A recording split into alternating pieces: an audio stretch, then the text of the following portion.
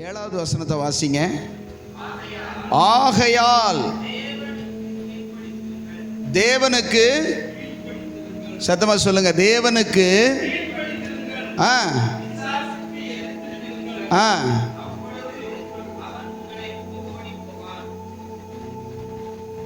வசனம் என்ன சொல்லுது? தேவனுக்கு கீழ்ப்படியாட்டா பிசாசுக்கு எதிர்த்து நிற்க நம்மளால முடியாது. புதிய ஏற்பாட்டில் 315ஆம் பக்கம், நீங்கள் பழைய ஏற்பாட்டில் தேடினீங்கன்னா கிடைக்காது. புதிய ஏற்பாட்டில் 315ஆம் பக்கத்தில் 4:7 வசனம் சொல்லுது, தேவனுக்கு கீழ்ப்படிந்திருங்கள், பிசாசுக்கு எதிர்த்து நில்லுங்கள், அப்பொழுது அவன் உங்களை விட்டு ஓடி போவான். சரி, தேவனுக்கு கீழ்ப்படியவில்லை. இப்போ கொஞ்சம் மாற்றி வாசிங்க பார்க்கலாம். தேவனுக்கு கீழ்ப்படியாமல் இருக்கும்போது பிசாசுக்கு எதிர்த்து நிற்க முடியாது, அப்பொழுது அவன் உங்களை விட்டு விலகுவதும் இல்லை.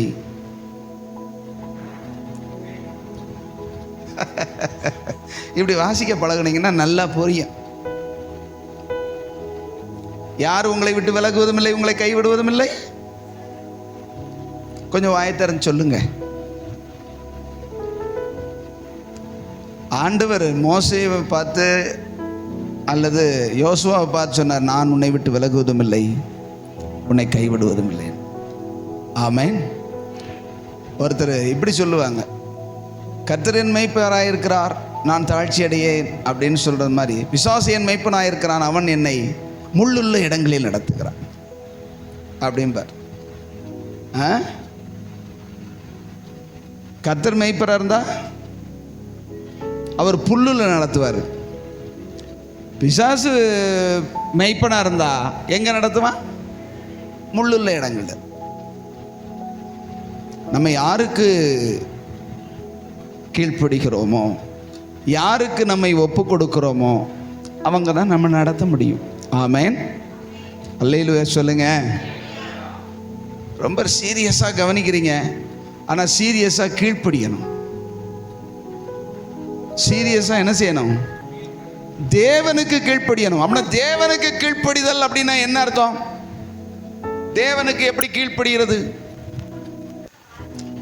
தேவன் வேற இல்லை, தேவனுடைய வார்த்தை வேற இல்லை. ஆதியிலே வார்த்தை இருந்தது, அந்த வார்த்தை தேவனாகவே இருந்தது.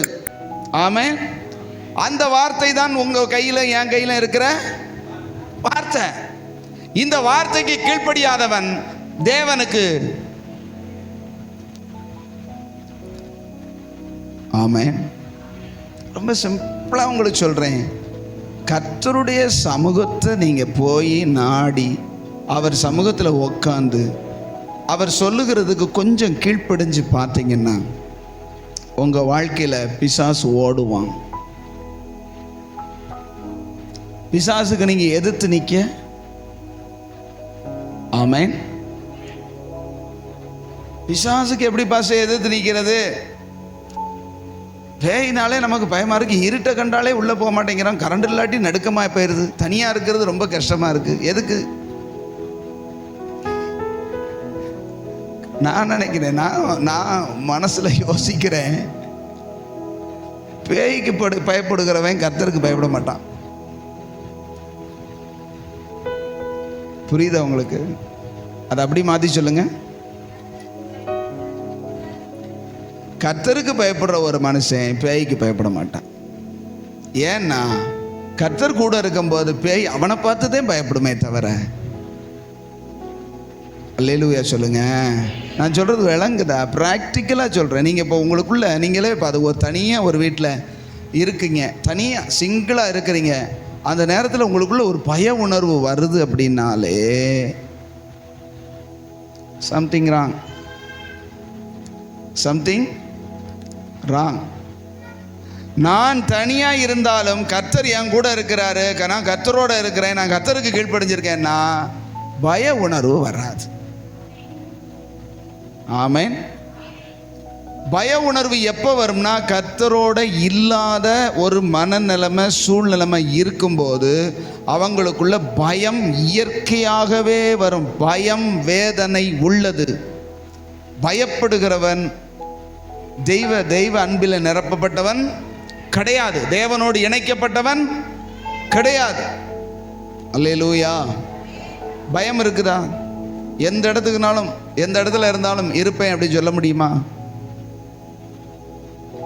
சொல்லுங்க. தேவனுக்கு கீழ்ப்படிச்சு பாருங்க.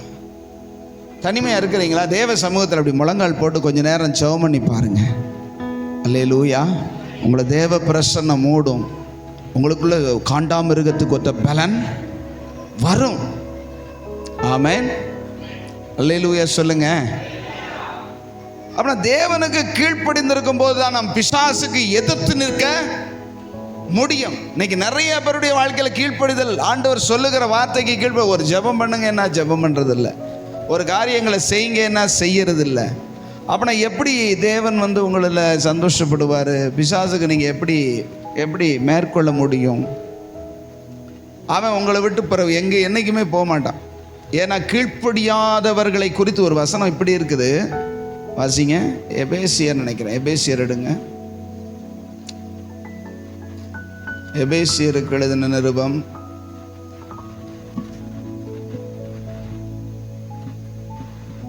2ஆம் அதிகாரம் 2வது வசனம்.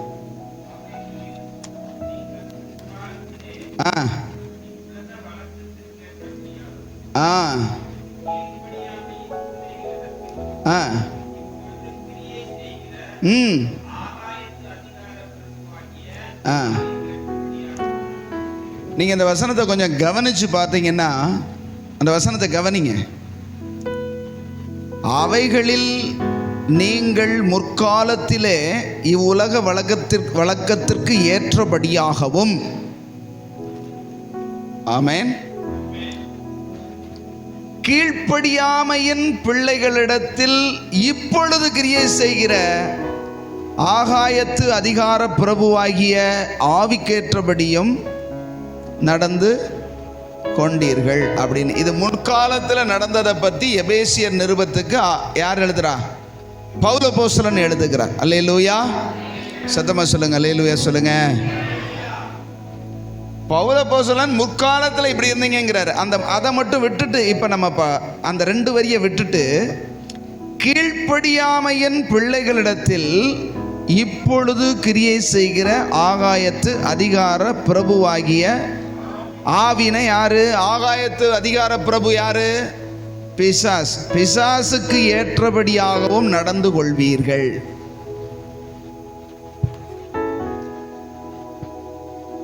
கீழ்ப்படிதல், கவனிங்க, கீழ்ப்படிதல் எவ்வளவு முக்கியம் பார்த்தீங்களா? ஐயா நான் கீழ்ப்படியல ஆண்டவருடைய வசனத்துக்கு, சத்தமா சொல்லுங்க, நான் கீழ் படியல. ஆண்டவர் சொல்றதை நான் கேட்கல அப்படின்னா எனக்கு ஒரு பேர் கொடுக்குறாரு இந்த 2வது வசனத்துல. என்னது? என்ன பேரு? கீழ்ப்படியாமையின் பிள்ளைகள். இந்த கீழ்ப்படியாமையின் பிள்ளைகளிடத்துல ஒரு ஆவி கிரியை செய்து, அந்த ஆவி எந்த ஆவி? ஆகாயத்து அதிகார பிரபு அப்படின்னு சொல்லப்படுகிறதான இந்த வான மண்டலங்களில் உள்ள பொல்லாத ஆவிகளின், சொல்லுங்க கொஞ்சம் பதில் சொல்லுங்க. கேட்கறத கொஞ்சம் பேசுனீங்கன்னா தான் உங்களுக்கு உள்ள போகுதா வெளியே போகலையான்னு தெரியும். அதே 6ஆம் அதிகாரத்தில் வாசிங்க. எபேசியர் 6:12.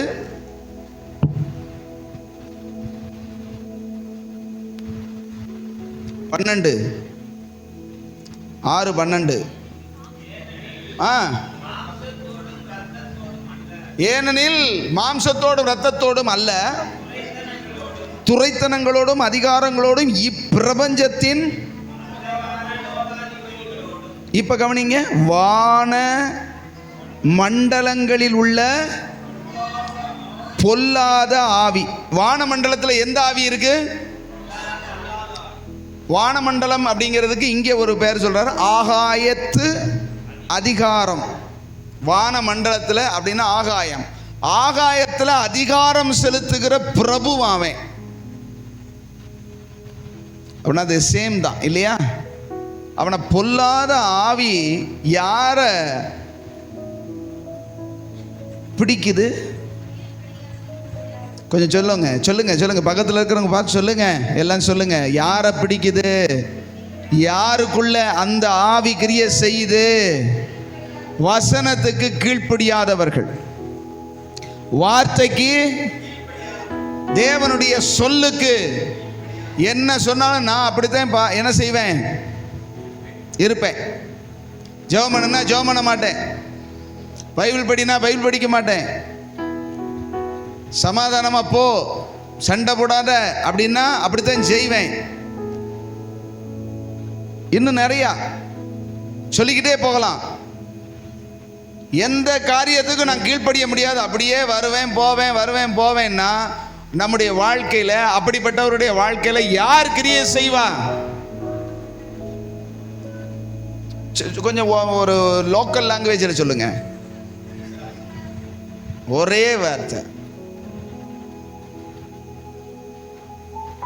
ஏன் நம்முடைய வாழ்க்கையில பிசாசனுடைய கிரியைகள், பிசாசனுடைய போராட்டங்கள் இருக்குது? சத்தமா சொல்லுங்க. சொல்ல மாட்டீங்களே?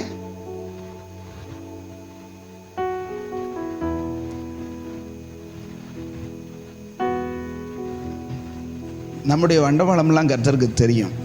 அவர் கிருபையா நம்ம மேலே இருக்கிறதுனால தான் அவனுடைய ஆதிக்கத்துக்கு நம்மளை விட்டு கொடுக்கல. இல்லாட்டி குடும்பியை பிடிச்சி ஆட்டுன்னு ஆடி இங்கே பிறகு தலையை விரிச்சு போட்டு ஆடுற மாதிரி ஆயிப்போயிரும். அப்படி அனுமதிக்கலை. ஆமென். நம்ம எவ்வளவுதான் கீழ்ப்படியாமல் இருந்தாலும் கர்த்தர் மகா இரக்கத்தினால நம்மளை பாதுகாத்து கொண்டே இருக்கிறார். ரொம்ப நாள் செல்லாது. ஆமென். ரொம்ப நாள் அப்படியே நிற்க முடியாது. ஆகாயத்து அதிகார பிரபுவுக்கு அதிகாரம் வந்துருச்சு அப்படின்னா அவன் தான் இஷ்டத்தை நமக்குள்ள என்ன செஞ்சிருவான்? அவனுடைய விருப்பத்தை நமக்குள்ள நிறைவேற்றிடுவான். எனக்கு நான் கர்த்தருக்கு கீழ்ப்படியலை. கர்த்தருக்கு கீழ்ப்படுகிறவனுக்குள்ளதான் அவருடைய பரிசுத்த ஆவியானவர் என்ன செய்வாராம்? கிரியை செய்வார், வருவார். இங்க அப்போஸ்தலர்ல வாசிக்கலாம், அப்படி இருக்குது. தமக்கு கீழ்ப்படுகிறவர்களுக்கு தந்தருளின பரிசுத்த ஆவியானவர். தமக்கு கீழ்ப்படுகிறவர்களுக்கு. ஆமென். அவன பரிசுத்த ஆவியானவர் இல்லாம நம்ம பரிசுத்தமா வாழவே முடியாது. பரிசுத்த ஆவியானவர் தான் நம்மளை பரிசுத்தத்துக்குள்ள கண்டித்து உணர்த்தி நடத்துகிறவர். அல்லேலூயா சொல்லுங்க. அல்லேலூயா. எத்தனை பேர் எப்படின்னா தேவனுடைய வசனத்துக்கு கீழ்ப்படுகிறதுக்கு முக்கியத்துவம் கொடுக்குறோம்? நான் அந்த வசனத்தை எடுத்துகிட்டு வரல. நான் பேசுறதுக்கும் நான் இப்போ நான் தியானிச்சுட்டு வந்ததுக்கும் சம்மந்தம் கிடையாது. ஆண்டவர் அப்படி லீட் பண்ணுறதுனால நான் போகிறேன். இன்னைக்கு நிறையா பேர் கீழ்ப்படியலை. நிறையா பேர் ஆண்டவர் சொல்லி சொல்லி சொல்லி சொல்லி சொல்லி சொல்லி பார்ப்பார். கீழ்ப்படியாவிட்டால் ஒரு நாளில் அசுத்த வல்லமை நம்மளை நிரப்பிடும். அசுத்த சிந்தனை நம்மளை என்ன செய்கிறோம்? நிரப்பிடும். அசுத்தமான காரியங்கள், தேவனுடைய பிரியமில்லாத காரியம் வாழ்க்கையில் என்ன செஞ்சிடும்? நிரப்பிடும். அதுக்கப்புறம் லொய்யோ லொய்யோ லொய்யோ லொய்யோ. நீ எத்தனை தடவை கர்த்தருடைய வார்த்தைக்கு கீழ்ப்படிஞ்ச? எத்தனை தடவை கர்த்தர் உன்னோடு பேசினார்? இருதயத்தை அப்படியே என்ன செய்யுங்கன்னா கல்லோ ஆக்கிக்கிட்டு, வசனம் என்ன சொல்றதுன்னா, பிடரி நரம்பை இரும்பாக்கி கொண்டு வெண்கலமாக்கி கொண்டு நெற்றியை சொல்லப்படும், உன் நெற்றி வெண்கலம் போல இருக்கிறது. அப்படின்னா வெண்கலத்து மேலே எரிஞ்சா என்ன ஆகும்? எதிர்த்து தான் வரும். தேவனுடைய வார்த்தை எதிர்த்து எதிர்த்து வருது, உள்ள போகிறதே கிடையாது. இருதயம் கல்லா இருக்கிறது. ஆண்டவருடைய வசனம் வரும்போது தாழ்மைப்படணும். ஆமென். ஒரு வசனம் அப்போஸ்தலர்ல இருக்கிறது, 2ஆம் அதிகாரத்தில் எடுத்து வாசிச்சு பாருங்க. அப்போஸ்தலர் 2ஆம் அதிகாரம்.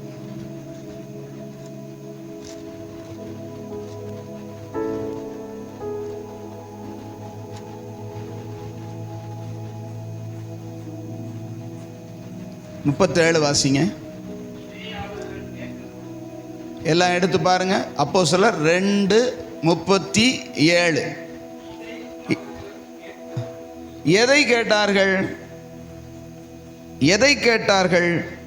36 வாசிச்சு பார்த்தீங்கன்னா, ஆகையினால் நீங்கள் சிலுவையில் அறைந்த இந்த இயேசுவையே தேவன் ஆண்டவரும் கிறிஸ்துவும் ஆக்கினார் என்று இஸ்ரவேல் குடும்பத்தார் யாவரும் நிச்சயமாய் அறிய கடவர்கள் என்றார். நீ கொலை செய்த இயேசுதான் கிறிஸ்து, அவர்தான் மெய்யான தெய்வத்தின் குமாரன் அப்படின்னு தைரியமா சொன்ன போது, ஐயையோ நம்ம தெரியாம என்ன செஞ்சிட்டோம், சிலுவையில் அரைஞ்சிட்டோமேன்னு சொல்லி வாசிங்க. இதை அவர்கள் கேட்டபோது 37 வாசிங்க, நீங்க வாசிங்க. பேதுருவையும் பார்த்து, நாங்கள் உன்னை என்ன செய்யறேன் பாருன்னு சொன்னானா, இல்ல நான் என்ன செய்யணும்னு சொன்னானா? என்ன சொன்னாரு பேதுருவும் மற்ற அப்போஸ்தலர் எஞ்சி நின்னு சொன்னாங்க, நீ கொலை செய்த இந்த இயேசுதான் மெய்யான தெய்வத்தின் குமாரன், அவர்தான் அனுப்பப்பட்டவர், அவர்தான் மேசியா, நீங்கள் கொலை செய்தீர்கள் அப்படின்னு சொன்ன உடனே யூதர்கள்லாம் என்ன சொன்னாங்க? அவரை சிலுவையில் அறையும் போது, அவனை அகற்றும், அவனுடைய இரத்தப்பழி எங்கள் மேலும் எங்கள் பிள்ளைகள் மேலும் இருக்கட்டும் அப்படின்னு துணிகரமா அவரை கொண்டு போய் சிலுவையில் அடிச்சு கொலை செய்து ஜம்முன்னு சந்தோஷமா இருந்தாங்க. தொலைஞ்சாண்டா அழுதி அப்படின்னு.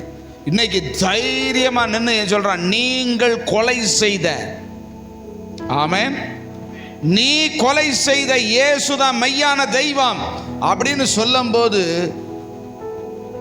செஞ்சத முகத்துக்கு முகம் சொல்லும் போது, அதான உண்மை. அவங்க தான் செஞ்சாங்க, இஸ்ரவேல் குடும்பத்தார் தான் செஞ்சாங்க. அடிச்சது வேணா ரோமனா இருக்கலாம், அதாவது சிலுவையில் அடிச்சது வேணா ரோமை, ஒப்பு கொடுத்தது யார்? இஸ்ரவேல் குடும்பம். ஆமென், அல்லேலூயா. முகத்துக்கு முகம், நேருக்கு நேரா 3000 பேர் இங்க ரட்சிக்கப்படுறதுக்கு முன்ன அந்த இடத்துல எத்தனை பேர் இருந்தாங்கன்னா, ஏறத்தாழ ஒரு 20,000 பேர் இருந்தாங்களாம் சொல்றாங்க. 3000 பேர் ரட்சிக்கப்பட்டாங்கன்னு அடுத்த வசனத்தை அடுத்து வருது இல்லையா? இருதயத்தில் குத்தப்பட்டவர்கள் எத்தனை ஆயிரம் பேர்னா 3000 பேர். 3000 பேர் ரட்சிக்கப்பட்டான்னா அந்த இடத்துல இருந்தவன் முழுவதும் ரட்சிக்கப்படலை. ஏறத்தாழ 10,000 20,000 பேர் இருந்தாங்க. அதுல உணர்த்தப்பட்டு குத்தப்பட்டவன் 3000 பேர் ரட்சிக்கப்பட்டான். ஆமென். ஒரு பப்ளிக் கூட்டம் நடத்தினா பெரிய கூட்டம் வரும், அதில் ரட்சிக்கப்படுறவங்க எத்தனை பேர் இருப்பாங்க? 30 பேர் 50 பேர், அவ்வளோதானே. 10,000 பேர் வந்தால் 40 பேர் 50 பேர் ரட்சிக்கப்படுறாங்க. இவன் 3000 பேர் ரட்சிக்கப்பட்டான். அந்த இடத்துல எவ்வளவு கூட்டம் கூடியிருக்கும். அவ்வளவு பேருக்கு முன்னாடி நின்று தைரியமா சொல்றான், நீ கொலை செய்த அப்படின்னு சொல்லி முகத்துக்கு முகம் நேருக்கு நேரா சொல்லும் போது, கோபம் வந்து ஆளுக்கு ஒரு கல் எரிஞ்சிருந்தாங்கன்னா இவங்க செத்துருப்பாங்க. உள்ளதா இல்லையா நான் சொல்றது? இயேசு கிறிஸ்துவ கொலை செஞ்சு 40 நாள் ஆச்சு. அவர் செத்து உயிரோடு எழுந்து போயிட்டார். பயந்துகிட்டு கிடக்காங்க இவங்க. யாரு? சீஷர்கள்லாம் பயந்துகிட்டு கிடக்காங்க. 2ஆம் அதிகாரம் அந்த இடத்துல நான் அப்போஸ்தலர்ல 2ல் நம்ம பார்க்குறோம். பெந்தேகொஸ்தே என்னும் நாள் வந்தபோது, பெந்தேகொஸ்தே நாள் அப்படின்னா 50வது நாள், இயேசு கிறிஸ்து மரித்த 50வது நாள். 50 நாள் 2 மாதம் ஆக போகுது. 2 மாசத்துல அவங்களுடைய காரியங்கள் நேருக்கு நேராய் என்ன செய்யப்படுகிறது? சொல்லுங்களேன். நேருக்கு நேரா சொல்றாரு, நீ கொலை செய்தாய் அப்படின்னு சொல்லும் போது கோபம் வரல. என்ன வந்தது? என்ன வந்தது? இருதயம் குத்தப்பட்டது. ஆஹா, நம்ம செஞ்சது தப்பு. நம்ம தெரியாம என்ன செஞ்சிட்டோம்? தெரியாம தப்பு செஞ்சிட்டோம்னு சொன்னவங்க மட்டும் 3000 பேர் ரட்சிக்கப்பட்டாங்க. அல்லேலூயா சொல்லுங்க. அப்படின்னா ஒரு மனிதன் ரட்சிப்பு அடைவதற்கு கர்த்தர் உணர்த்தும் போது, குத்தி பேசும்போது செய்த தவற சொல்லுங்க. அவங்க இயேசுவை என்ன செஞ்சாங்க? கொலை செய்தாங்க. நம்ம செஞ்ச தவற நம்மளோட முகத்துக்கு முகம் கர்த்தர் பேசும்போது இறுக்கிக்கிட்டு இருக்க மற்ற மக்கள்லாம் இறுக்கிக்கிட்டு போயிட்டாங்க. ஆனால் குத்தப்பட்டவன் மட்டும் ரட்சிக்கப்பட்டான். அல்லேலூயா சொல்லுங்க ஐயா. கர்த்தருடைய வசனம், கர்த்தருடைய வார்த்தை இங்க இருந்து உன்னைய குத்துது அப்படின்னா, நீ மனம் திரும்பினா, நீ உணர்த்தப்பட்டா, ஐயோ இருதயத்தில் குத்தி நான் செஞ்சது தவறுன்னு சொல்லி உணர்ந்து மன்னிப்பு கேட்டா ரட்சிப்பு உண்டு. ஆமென் சொல்லுங்க. இறுக்கி பிடிச்சுக்கிறது அவருக்கு என்ன வேலை? அவர் சொல்லிக்கிட்டே இருப்பார், நான் அப்படியே தான் இருப்பேன். போ போ. கர்த்தருடைய வார்த்தை உனக்கு நேரம் வரும்போது, உன் இருதயத்தில் குத்தும் போது, உன்னுடைய தவறுகளை உன் இருதயத்துக்குள்ள டச் பண்ணும்போது, ஆமென் சொல்லுங்க.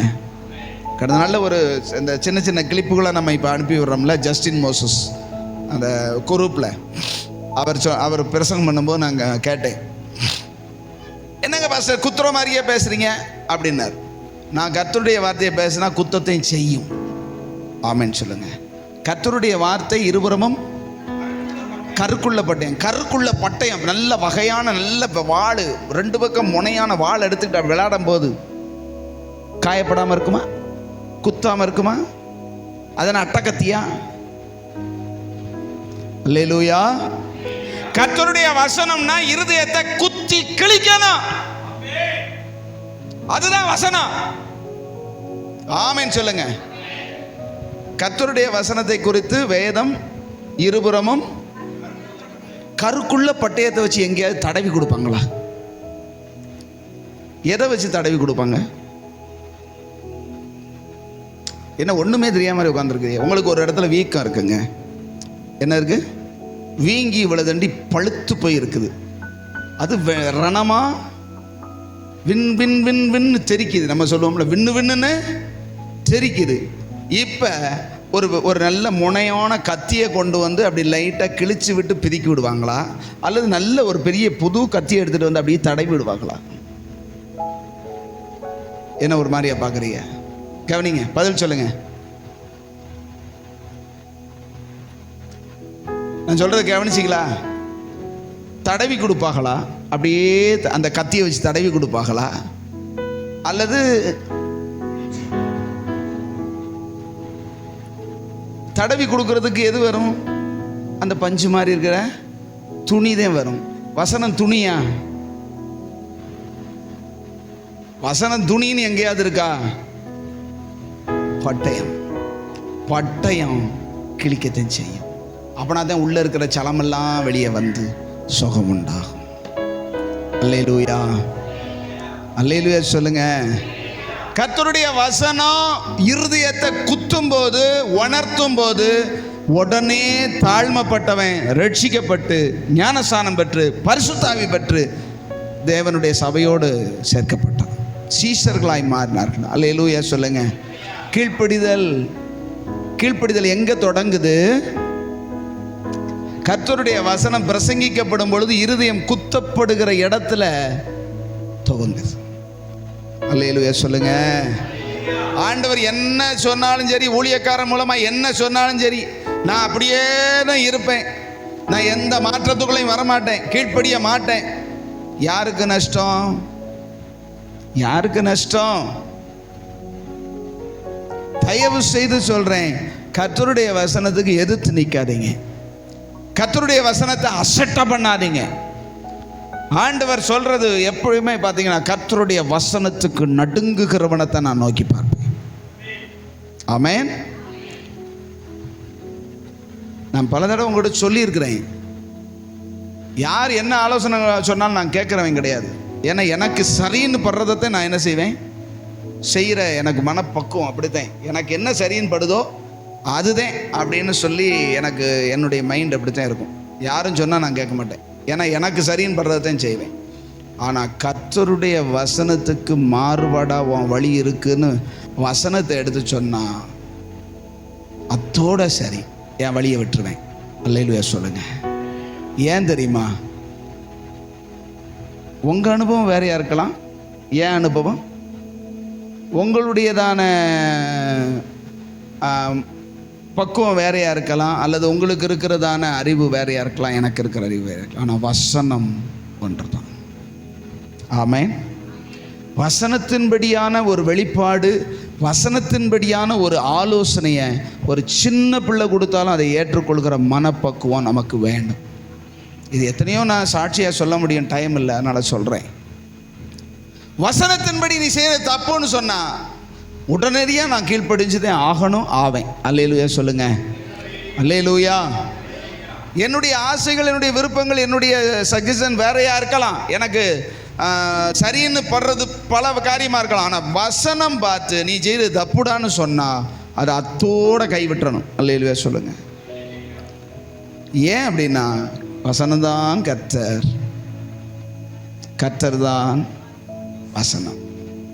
வசனத்துக்கு பயந்தா, வார்த்தைக்கு பயந்தா, கர்த்தருக்கு பயந்தா. ஆமென் சொல்லுங்களேன். அல்லேலூயா. எத்தனை பேர் கையில் வச்சிருக்கிற வசனத்தை டெய்லி வாசிக்கிறீங்க? எத்தனை பேர் வசனத்துக்கு, வாசிக்கிற வசனத்துக்கு ஒப்பு கொடுக்குறீங்க? அது உங்களோட பேசணும்னு விரும்புகிறீங்க. பேசும்போது எத்தனை பேர் கீழ்ப்படுகிறீங்க?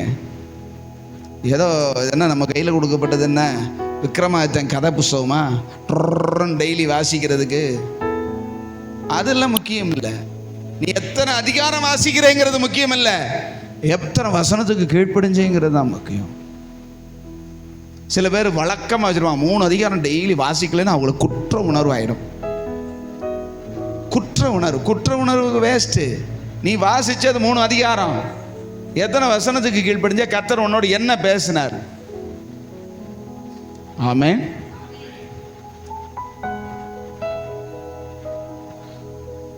பொய் கிறிஸ்தவங்களாகவும் மாய்மால கிறிஸ்தவங்களாகவும் நம்ம வாழ்றது ரொம்ப லேசு. ஆனால் தேவன் விரும்புகிறபடி வாழ்றது தான் ரொம்ப கஷ்டம். ஆமென். அல்லேலூயா. ஆண்டவருடைய உதவியோடு அவர் சொல்றதுக்கு கீழ்ப்படிஞ்சு பாருங்க, பரிசுத்த வாழ்க்கையே ரொம்ப லேசாக போயிடும். கர்த்தருக்கு கீழ்ப்படுகிற மனசு, கீழ்ப்படுகிற அனுபவம், வசனத்துக்கு நான் பயப்படுற அனுபவம் எனக்கு வந்துருச்சு அப்படின்னா வசனத்துக்கு நடுங்குகிறவனை கர்த்தர் நோக்கி பார்த்துக்கிட்டே இருப்பாருங்க. உங்களை கர்த்தர் நோக்கி பார்க்கணுமா? உங்கள் நிலைமை மாறணுமா? நீ வசனத்துக்கு பயப்படு. ஆண்டவரே, நான் நடக்க வேண்டிய வழி எனக்கு என்ன செய்யும் காட்டும்னு சொல்லி ஜெபம் பண்ணுங்க. கர்த்தர் உங்களுக்கு வசனத்தின் மூலம் பேசுவார், பிரசங்கத்தின் மூலம் பேசுவார், பிரசன்னத்தின் மூலம் பேசுவார். நான் எதில் மாறணும், நான் எதை விடணும், நான் என்ன செய்யணும் கேளுங்க. கர்த்தர் உங்களோடு பேசுவார். அவர் என்ன சொன்னாலும் சரி நான் அப்படியே தான் இருப்பேன்னா ஒரு காலம் பேச மாட்டார், ஒரு காலம் பேச மாட்டார்.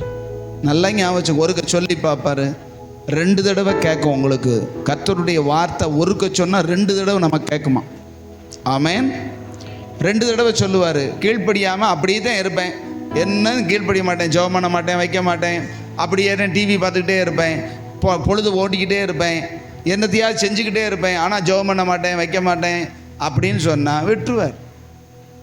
கழுது தெரிஞ்சு கட்டாரும்பா போட்டு பிறகு செய்ய உனியை வந்து பிடிச்சி அப்படியே கொண்டு வந்து முழங்கால் போடுறா, ஜெபம் பண்ணுறா அப்படின்னு சொல்லுவார் நினைக்கிறீங்களா? சொல்ல மாட்டார், சொல்ல மாட்டார். ஆமென். ரொம்ப ஜாக்கிரதையா இருங்க. தேவன் ரொம்ப பொறுமையாக இருந்து நமக்கு கிருபை மேலே கிருபை கொடுத்து ஒரு லெவல் வரைக்கும் பார்ப்பார். அந்த லெவலை தாண்டிட்டோம் அப்படின்னா அவருடைய கை பாரமாயிடும். நான் பார்க்குறேன், சில பேருடைய வாழ்க்கையில் பார்க்குறேன், தீர்க்கவே முடியாதுங்க. பணம் ஆயிரமாக கோடியாக இருந்தாலும் அவங்களுக்கு வர்ற பிரச்சனையை தீர்க்கவே முடியாது. நான் பார்க்குறேன். நான் பேர் சொல்லலை, ஊர் சொல்லலை, யாருன்னு சொல்லலை.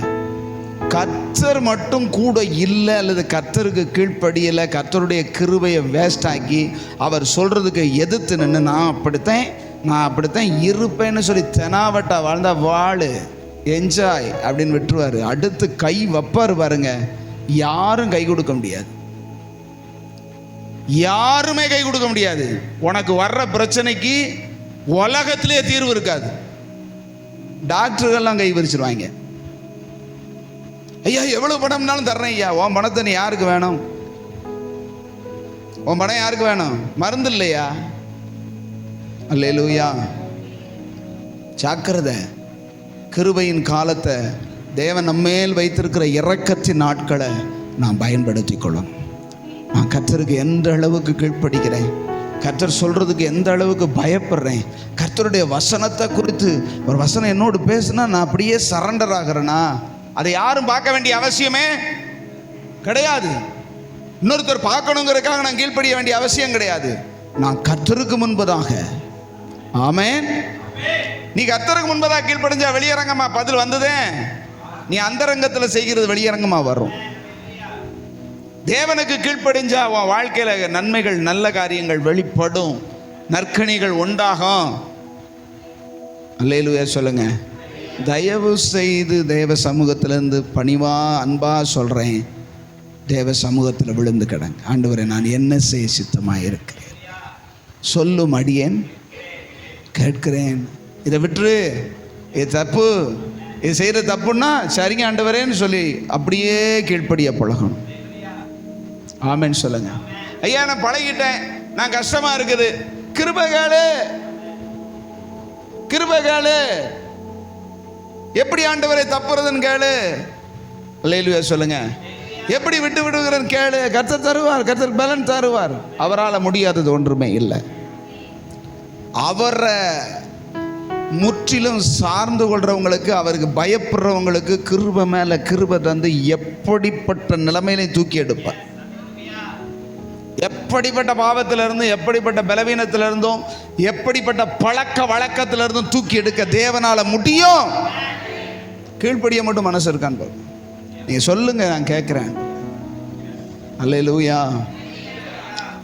அதனால இன்னைக்கு நான் எடுத்துட்டு வந்த பிரசங்கத்தை பேசலை, ஆண்டவர் சொன்ன உணர்த்துறத சொல்றேன். அப்படியே நம்ம தேவ சமூகத்தில் என்ன செய்யலாம், முழங்கால் படியிட்டு சொல்லும் ஆண்டவரே, நீர் என்னோடு சொல்லுகிறவைகளுக்கு நான் தாழ்மைப்பட்டு கீழ்ப்படுகிறேன். ஆண்டவரே, தாழ்மை உள்ளவர்கள் கீழ்ப்படிவார்கள், பெருமை உள்ளவர்கள் தான் எதிர்த்து நிற்பார்கள். பெருமை உள்ளவர்கள் கீழ்ப்படிய மாட்டார்கள். அப்படிப்பட்டவர்களுக்கு தேவனே எதிர்த்து நிற்பார். மேலுள்ள வசனத்தில் அப்படித்தான் சொல்லப்பட்டிருக்கு. அவர் அதிகமான கிருபை அளிக்கிறாரே, ஆகையால் தாழ்மையுள்ளவர்களுக்கு கிருபை அளிக்கிறார், பெருமையுள்ளவர்களுக்கோ தேவன் எதிர்த்து நிற்கிறார். உன் வழிக்கு கர்த்தர் எதிர்த்து நிற்கக்கூடாது. உனக்கு ஆறுதலா, அனுசரணையா, உன் ஜெபத்துக்கு கர்த்தர் பதில் கொடுக்கிறவரா, உனக்கு நன்மை செய்கிறவரா இருக்கணும்னா நீ தாழ்மையோட கீழ்ப்படி. ஹல்லேலூயா. தாழ்மைக்கு அடையாளம் என்னென்னா, அவர் சொல்கிறத சரின்னு கேட்கறது, நான் கீழ்ப்படுகிற ஆண்டவரேன்னு சொல்கிறது தான் தாழ்மை. பெருமை, கீழ்ப்படியாதது தான் பெருமை. பெருமை உள்ளவர்கள் கீழ்ப்படிய மாட்டார்கள். நீ பெருமையாக இருந்து தேவனுக்கு எதிர்த்து நிற்க போகிறாயா? தேவன் சொல்லுகிறதற்கு கீழ்ப்படிய மனமற்று தேவனை எதிர்த்து, தேவனுக்கு எதிர்த்து செயல்பட போகிறாயா? கர்த்தர் உனக்கு எதிர்த்து வர வேண்டுமா? யார் உன்னை காப்பாற்ற முடியும்? சர்வ வல்லமையுள்ள தேவனே ஒரு மனிதனை எதிர்க்க ஆரம்பித்து விட்டால் அவனுடைய கதி அதோ கதிதான். ஆண்டவரே, நான் தாழ்மையோடு உம்முடைய வசனத்துக்கு கீழ்ப்படிய ஒப்பு கொடுக்கிறேன். சொல்லுங்க ஆண்டவர் சமூகத்தில், ஆண்டவர் சமூகத்தை வாயை திறந்து சொல்லுங்க. என்னிடத்திலே நீர் விரும்பாதவைகளை, என்னிடத்திலே நீர் விரும்பாதவைகளை நான் செய்யாதபடிக்கும், நான் செய்ய வேண்டும் என்று நீர் விரும்புகிறவைகளை நான் செய்யவும் ஒப்பு கொடுக்கிறேன். ஆண்டவரே, வாய் திறந்து ஜெபம் பண்ணுங்க. சகோதரனே, சகோதரனே, நீ தேவ சமூகத்தில் அமர்ந்து எவ்வளவு நாள் ஆயிடுச்சு? கடமைக்காக நீ வர்ற, கடமைக்காக நீ போற, இல்லை நீ தேவனோடு இணைந்திருக்க வேண்டியவன். தேவ சமூகத்திலே அவரோடு பழக வேண்டியவன், அவருடைய சிந்தையில் நிரம்ப வேண்டியவன். உன் வாழ்க்கையில் ஏன் பிரச்சனை, உன் வாழ்க்கையில் ஏன் பலவீனம், ஏன் தீரா வியாதி? கர்த்தரால் சுகப்படுத்த முடியாதா? கர்த்தரால் உன்னை சரிப்படுத்த முடியாதா? உன் வாழ்க்கையை செழிப்பாக்க முடியாதா? உன் தரித்திரத்தை மாற்ற முடியாதா? நீ கீழ்ப்படியலை. சொல்லும் அடியேன் கேட்கிறேன்னு சொல்ல முடியுமா? சொல்லும் அடியேன் கேட்கிறேன்னு சொல்ல முடியுமா? ஆண்டவரே, என்னோடு நீர் இந்த நாளில் நீர் இருதயத்தில் குத்தி உணர்த்துகிற தயவுக்காக ஸ்தோத்திரம். என் பலவீனத்தை, என் தவறை என்னோடு இடைபடுகிறதற்காக உமக்கு ஸ்தோத்திரம். சொல்லுங்க, ஆண்டவரே நான் இதை சரிப்படுத்திடுறேன்ப்பா, நான் விட்டு விடுகிறேன்ப்பா, நான் உம்முடைய வார்த்தைக்கு அப்படியே கீழ்ப்படிய என்னை விட்டு கொடுக்குறேன், தாழ்மைப்படுகிறேன். நீங்கள் எனக்கு எதிர்த்து நின்னா நான் எங்கே போவேன் ஆண்டவரே? நீங்கள் எனக்கு எதிரியாக மாறினீங்கன்னா நான் எப்படி வாழுவேன் ஆண்டவரே? உங்கள் அனுகூலம், உங்கள் அனுக்கிரகம் எனக்கு தேவை, உங்கள் கிருபை எனக்கு தேவை, உங்கள் உதவி எனக்கு தேவை. தாழ்மையுள்ளவர்களுக்கு தானே தயவு பாராட்டுகிறேன் ஆண்டவரே. நான் தாழ்மைப்படுறேன், நான் கீழ்ப்படுகிறேன். சொல்லுங்கள் ஆண்டவர் சமூகத்தில். நீங்கள் உங்கள் வசனத்துக்கு, உங்கள் வார்த்தைக்கு நான் கீழ்ப்படிந்து அடங்கி அமர பழகுகிறேன் உங்கள் பாதத்தில். என்னை மன்னித்து என்னை மறுவாழ்வு தருகிற தேவன் நீங்கப்பா. உங்கள் கிருபை என்னை மூடட்டும்னு சொல்லுங்கள் பார்க்கலாம். உங்கள் கிருபை என்னை மூடட்டும் ஆண்டவரே, உங்கள் கிருபை என்னை மூடட்டும் ஆண்டவரே. நிறைய பேர் அமைதியாக இருக்கிறீங்களே. கர்த்தருடைய வார்த்தைக்கு கீழ்ப்படிய மனம் இருக்கிறதா? கர்த்தருடைய சத்தத்துக்கு கீழ்ப்படிய மனம், அதுதான் தாழ்மை. தாழ்மைக்கும் கர்த்தருக்கு பயப்படுதலுக்கும் வரும் ஆசீர்வாதம், மகிமை, ஜீவன், கனம். ஹல்லேலூயா. கர்த்தருக்கு பயப்படுதலுக்கும் தாழ்மைக்கும் வர்ற பலன் மகிமைங்க. உன் வாழ்க்கையில் தேவ மகிமை வெளிப்படணும்னா நீ கர்த்தருக்கு பயந்து கீழ்ப்படி, தாழ்மைப்படு. இன்னும் நான் தர்றேன்ப்பா, இன்னும் நான் என்ன செய்யணும்ப்பா, நான் இன்னும் எதை விட்டு விடணும், நான் இன்னும் என்ன செய்யணும்னு நினைக்கிறீங்களோ சொல்லுங்க. ஆண்டவரே நான் செய்கிறேன், விட்டு விடுகிறேன். கர்த்தர் விரும்பாததை தூக்கி எறிங்க. கர்த்தர் தப்புன்னு சொல்கிறத தூக்கி எரிச்சிருங்க. ஆண்டவரே நான் உங்கள் பாதத்தில் உட்கார்றேன், உங்களுக்கு முன்பதாக நான் வந்து என் பலவீனத்தோடு வர்றேன். நீங்கள் என்னை பலப்படுத்துகிறவராக இருக்கிறீங்கப்பா. என் பலவீனம் உமக்கு தெரியாமல் இல்லை, என் விழுகை உமக்கு தெரியாமல் இல்லை, என் தவறுகள் உமக்கு தெரியாமல் இல்லை. என்னை பலப்படுத்துகிறவரே சொல்லுங்க, என்னை பலப்படுத்துகிறவரே, என்னை கழுவி சுத்திகரித்து என்னை பலப்படுத்துகிறவரே சொல்லுங்க. என்னை கழுவி சுத்திகரித்து பலப்படுத்துகிறவரே. வாயை திறந்து ஜெபம் பண்ணுங்க. அக்கா ஜெபம் பண்ணுங்க. கையை உயர்த்தி, ஆண்டவரே எனக்கு உதவி செய்யுங்க, நான் தவறு இனி செய்யக்கூடாது. உங்கள் பார்வையில் பரிசுத்தமாக நான் வாழணும். உங்கள் பார்வையில் தீமையாக இருக்கிறத விட்டு விலகணும். என் வாய் தாறுமாறானதை என்னை பேசக்கூடாது. என் கண் இனி தாறுமாறானதை பார்க்கக்கூடாது. என் மனம் தேவனுக்கு பிரியமில்லாததை ஈச்சிக்க கூடாது. ஆண்டவர் வெறுக்கிறதை ஈச்சிக்க கூடாது. ஹல்லேலூயா, ஹல்லேலூயா. தேவன் விலக்கினதை, நமக்கு விலக்கினதை போய் விரும்பக்கூடாது. ஆமென் சொல்லுங்க. எனக்கென்று தேவன் கொடுத்ததில் நான் சந்தோஷமாக இருப்பேன்னு சொல்லுங்க. ஆண்டவரே, அது தாழ்மைங்க. தாழ்மைன்னா என்ன? கர்த்தர் கொடுக்கிறத சந்தோஷமாக, எஜமான் கொடுக்கிறத அடிமை சந்தோஷமாக ஏற்றுக்கொண்டு, நீர் எனக்கு இதை கொடுத்தீரே நன்றி அப்பான்னு சொல்லுங்க. ஒரு அடிமைக்கு அவன் குடிக்கிறதுக்கு தண்ணி கொடுக்குறானோ, வெண்ணி கொடுக்குறானோ, கூல்ட்ரிங்க்ஸ் கொடுக்குறானோ, எதை கொடுத்தாலும் குடித்து சந்தோஷப்படணும். ஆமென்னு சொல்லுங்களேன். ஏன்னா அடிமைக்கு கேட்கிறதற்கு உரிமை இல்லை. நம்ம மேலே எஜமான் கிருபை வச்சு கொடுக்குற எதையும் சந்தோஷமாக ஏற்றுக்கொள்ளுகிற மனப்பக்குவம் நமக்குள்ள வருவதாக இயேசுவின் நாமத்தினால அப்படிப்பட்ட ஒரு தாழ்மை உண்டாவதாக, கீழ்ப்படிதல் உண்டாவதாக. ஹல்லேலூயா. Jesus, Jesus, Jesus. ஆண்டவர் என்கிட்ட இந்த நாளில் பேசின விஷயம், தாழ்மை உள்ளவனுக்கு தான் கிருபை தருவேன். நீ பெருமையான நினைவு இருந்தால் நீ அவனுக்கு கீழ்ப்படிய மாட்ட, நான் உனக்கு எதிர்த்து தான் நிற்பேன்னு ஆண்டவர் சொல்கிறார். உன் வழிகள் எனக்கு விரோதமாய் இருக்கிறபடினால நான் உனக்கு எதிரிட்டு வந்தேன் அப்படின்னு சொல்றார். பிலேயாமை பார்த்து கர்த்தர் சொல்றாரு, உன் வழிகள் எனக்கு பிரியமில்லாததினால் நான் உன்னை கொல்லும்படிக்கு உனக்கு எதிரிட்டு வந்தேன். ஜாக்கிரதை. பழைய ஏற்பாட்டில் கர்த்தர் நேரடியாக கொல்றதுக்கே வந்தார். ஆனால் புதிய ஏற்பாட்டில் கிருபையை விலக்கிடுவார். கிருபையை விலைக்கு அவர் யாரையும் கொல்றவர் அல்ல, உனக்கு எதிராக நிற்பார். ஜாக்கிரதை. கர்த்தர் நம் பட்சத்தில் இருக்கணும். எத்தனை பேர் விரும்புகிறீங்க, ஆண்டவரே நீங்கள் என் பட்சத்தில்னா என்னோடு கூட சப்போர்ட்டாக எனக்கு உதவியாக நீங்கள் நிற்கணும். ஆண்டவரே எனக்கு எதிரியாக நீங்கள் நிற்கக்கூடாது, என் எதிர்ப்படையில் நீங்கள் நிற்கக்கூடாது, என் கூட நிற்கணும். சொல்லுங்கள், நான் உங்கள் கூட இருக்கணும். நீங்கள் என் வலது பக்கத்தில் இருந்தால் எனக்கு தைரியம், எனக்கு சேஃபு, பாதுகாப்பு. நீங்கள் எனக்கு எதிரியாக நின்னீங்கன்னா யார் உங்களை தோக்கடிக்க முடியும்?